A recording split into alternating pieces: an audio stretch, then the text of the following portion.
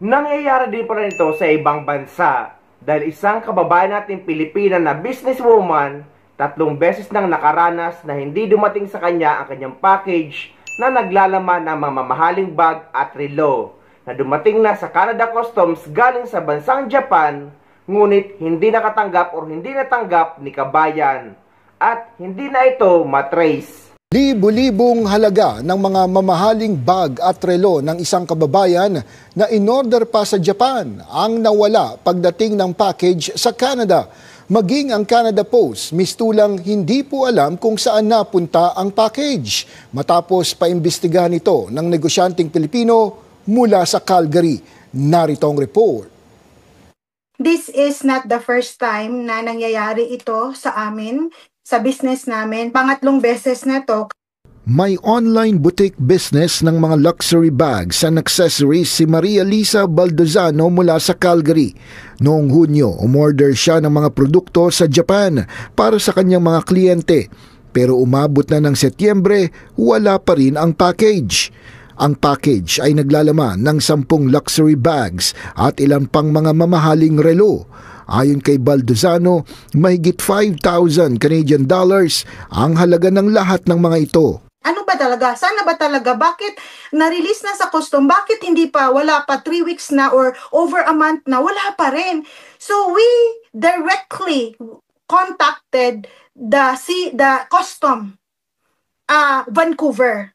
Nakausap talaga namin ng officer. Sa pag-uusap na ito, kinumpirmaan niya ng Canadian Customs na ang package ay na-release na.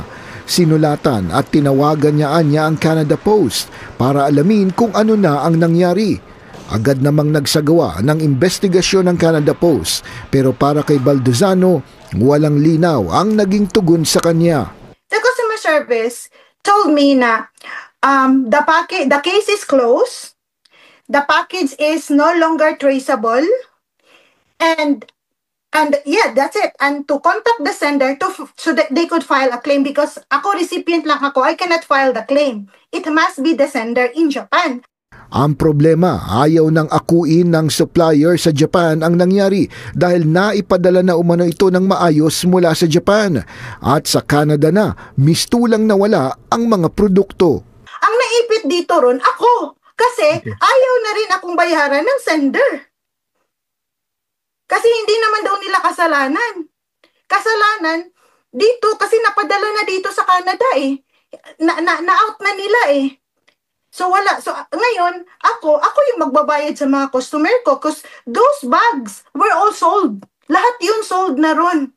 Sold out na yung lahat ng bag na yon. So ngayon, ang nangyayari after my vacation, bayad. Binalikan, iniisa-isa sila ng staff ko, ready to refund everyone. 4 na beses sinulatan ng Omni News ang Canada Post sa kanilang media center para hingin ang komento nito tungkol sa issue sa mga petsang September 25, September 29, October 3 at October 7. Ngunit walang naging tugon ang Canada Post. There's no proper explanation, which is to me, we deserve to know what happened. Sa pinadala nilang mensahe kay Baldozano noong September 2, sinabi ng Canada Post na sinisikap nilang magbigay ng kalidad na serbisyo kabilang ang pinakamaayos na paghahatid ng mga package sa kanilang mga kliyente. Ang seguridad nila ng bawat package o mail ay ang pinaka-prioridad ng Canada Post. This is not my intention to bring anyone down or to pinpoint kung sinong may kasalanan.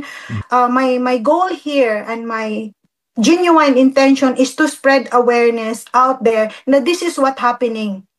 Payo ni Baldozano sa mga kapwa negosyante o Pilipino na gumagamit rin ng mga shipping para sa kanilang mga produkto. Number 1 is really insurance. Kailangan magkaroon ng insurance. I-insured nila yung mga items nila. If hindi man nila insured yung items nila, they have to ensure na yung company kung saan sila nag-shopping talagang responsable.